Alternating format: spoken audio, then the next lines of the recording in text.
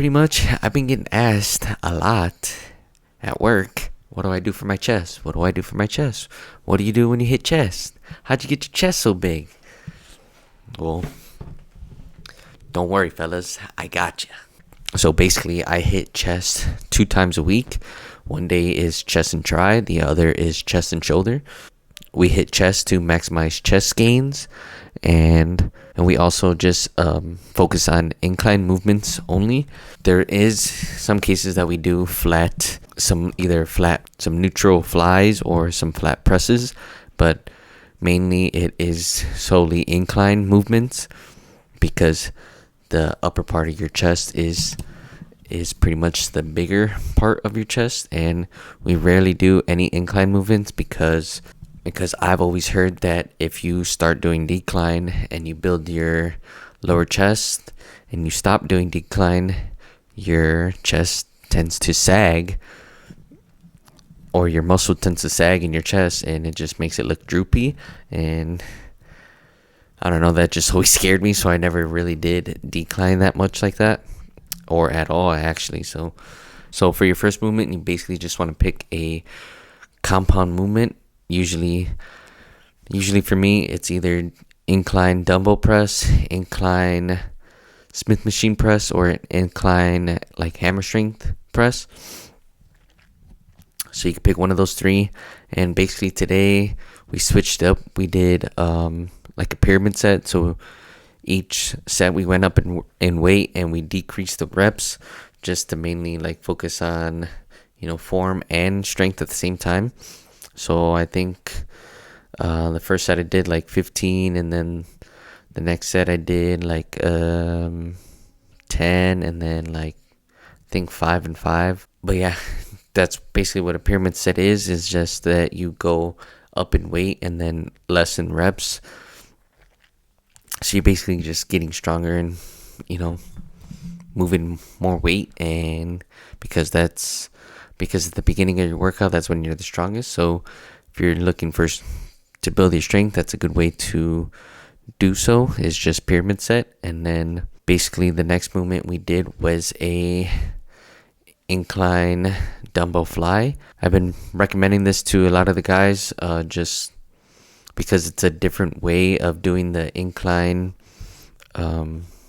It's a different way of doing the fly with dumbbells, especially if you are scared of like your shoulder mobility. This is a lot safer on the shoulders, so it allows you to go heavier. So you're basically just going to want to come down and do the fly like normal, and then you're just basically just going to twist your wrists and press up. So that's a good way to,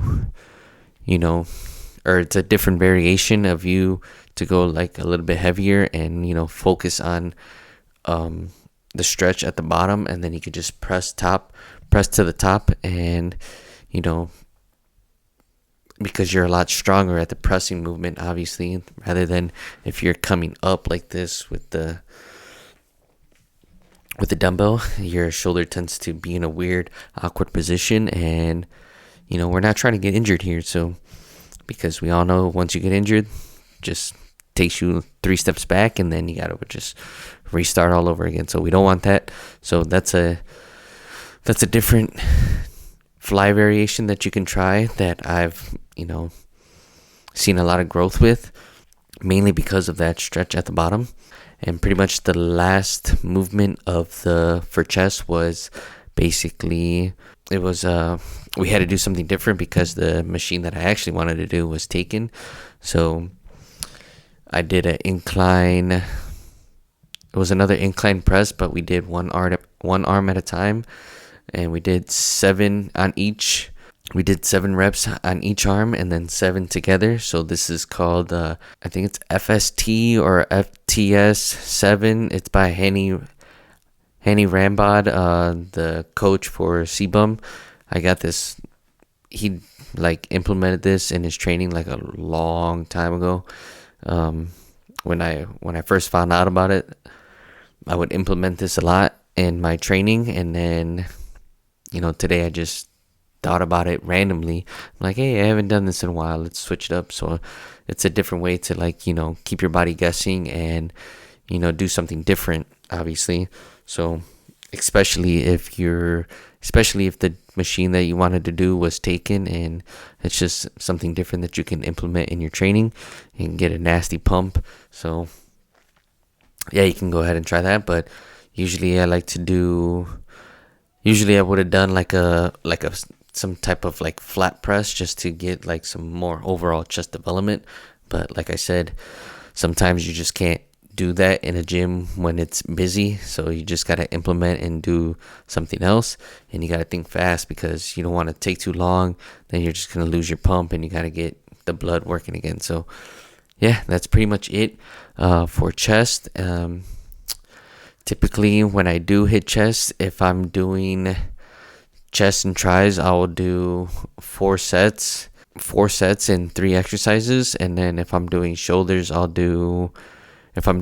and shoulders, I'll do 3 sets, 3 exercises for chest. That way you can let your body recover. Fast. So that way when you hit chest again, your chest is obviously, recovered and you can hit it again. So don't try to overload. So you don't always have to, do 5-6 movements for a body part, especially if you're hitting it twice a week.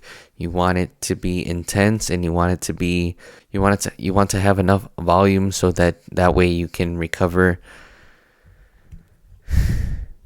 fast enough so you can hit chest again in the same week, obviously. So also I've been implementing push-ups till failure at the end of my push sessions. So today we didn't get a chance to do it because I don't know, I just didn't feel like doing them. I'm sorry.